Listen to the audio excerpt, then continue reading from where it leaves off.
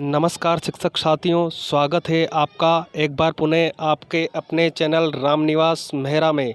साथियों, शाला दर्पण पर एसीपी पेंडिंग रिपोर्ट से संबंधित नया मॉड्यूल प्रारंभ किया गया है। तो चलिए साथियों, सीखते हैं उसकी पूर्ति हम कैसे कर सकते हैं इस वीडियो के माध्यम से। साथियों, हमें सबसे पहले जो वाइट लाइन ब्लैक लाइन में 3 वाइट लाइन दिखाई दे रही, इस पर क्लिक कर लेना है। अब हमें स्टाफ वाले कॉलम पर क्लिक करना है। जैसे ही हमने स्टाफ वाले कॉलम पर क्लिक किया, हमें यहाँ तीसरे नंबर पर दिखाई दे रहा है एसीपी पेंडिंग रिपोर्ट्स। साथियों, हमें इस पर क्लिक कर लेना है। अब यदि आप मोबाइल पर कार्य कर रहे हैं तो इन 3 डॉट पर क्लिक करके हम डेस्कटॉप साइट सेलेक्ट कर लें, ताकि हमें सारी सूचनाएं अच्छी तरह से प्रदर्शित हो। अब आपके विद्यालय का नाम आपके सामने डिस्प्ले होगा, इस पर हमें क्लिक कर लेना है। अब हमारे विद्यालय में जितने भी कार्मिक हैं उसकी सूची हमारे सामने डिस्प्ले होने लगेगी। उनसे संबंधित हमें सारी जानकारी हमारे यहाँ दिखाई देगी। साथियों, सुरक्षा के कारणों की वजह से मैंने यहाँ ब्लूअर कर दिया है। आपको कुछ स्पष्ट दिखाई नहीं दे रहा होगा, लेकिन जब आप अपने विद्यालय का काम करेंगे तो आपको यहाँ बिल्कुल स्पष्ट दिखाई देगा। अब यहाँ हमें जिस भी कार्मिक की जानकारी भरनी है उसके नाम पर क्लिक कर लेना है। इस तरह का पैनल आपके सामने दिखाई देने लगेगा। साथियों, यहाँ सबसे पहले हमसे स्थायीकरण से संबंधित जानकारी मांगी जा रही है। तो स्थायीकरण की वास्तविक दिनांक पहला बिंदु है।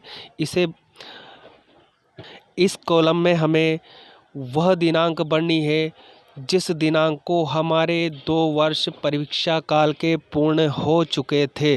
वही दिनांक हमारी वास्तविक स्थायीकरण दिनांक रहेगी। उसके बाद अगला बिंदु है, क्या स्थायीकरण हो गया है। तो यदि आपका स्थायीकरण हो गया हो तो यस करें, यदि नहीं हुआ है तो नो करेंगे। अब जिस दिनांक को आपका स्थायीकरण आदेश जारी हुआ है उस दिनांक को हमें अगले कॉलम में भर देना है।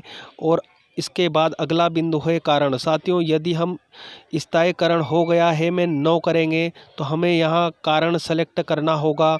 तो मैं आपको फ़िलहाल नो करके एक उदाहरण के तौर पे बता देता हूँ कि यहाँ कौन कौन से बिंदु हमारे सामने खुलेंगे।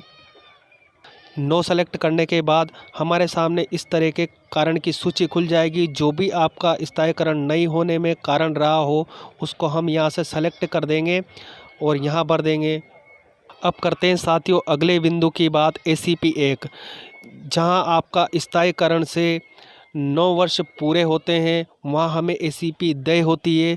उसकी वास्तविक दिनांक हमें यहाँ लिख देनी है यदि आपके एसीपी लगी हुई हो तो।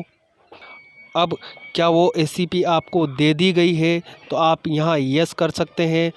अगले बिंदु में उसके आदेश किस तारीख को जारी हुआ था वो दिनांक लिख देनी है। और यदि हम यहाँ यस की जगह नो करेंगे तो साथियों हमें इसका कारण सेलेक्ट करना होगा कि क्यों नहीं हमें हमारी एसीपी अभी तक दी नहीं गई है। अगले बिंदु एसीपी 2 की चर्चा करते हैं। यदि आपके 18 वर्ष पूर्ण हो चुके होते हैं तो आपको एसीपी 2 देय होती है। यदि आपके 18 वर्ष पूर्ण हो चुके हैं तो आप यहाँ उसकी वास्तविक दिनांक लिख देंगे। उसके बाद उस पर क्या आपको स्थायीकरण कर दिया गया है तो यस या नो में से सेलेक्ट कर लेंगे। आदेश की दिनांक क्या है वो दिनांक हम यहाँ भर लेंगे। यदि आपका स्थायीकरण उस एसीपी देय तिथि पर नहीं किया गया है तो यहाँ हम नो सेलेक्ट कर लेंगे और उसका रीज़न हम यहाँ दे देंगे। और इसी तरह हम एसीपी 3 का काम भी कर सकते हैं। लेकिन यदि आपके एसीपी 1, 2, 3 नहीं लगी है तो आप इनको ब्लैंक छोड़ दें।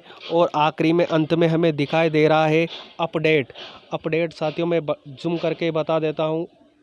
अपना सारा कार्य करने के बाद इसे अपडेट कर दें, आपके डाटा सेव हो जाएंगे। उम्मीद करता हूँ इस वीडियो के माध्यम से इस मॉड्यूल की पूर्ति आप बिल्कुल आसानी से कर पाएंगे। मिलते हैं अगले वीडियो में, तब तक के लिए बाय बाय, टेक केयर।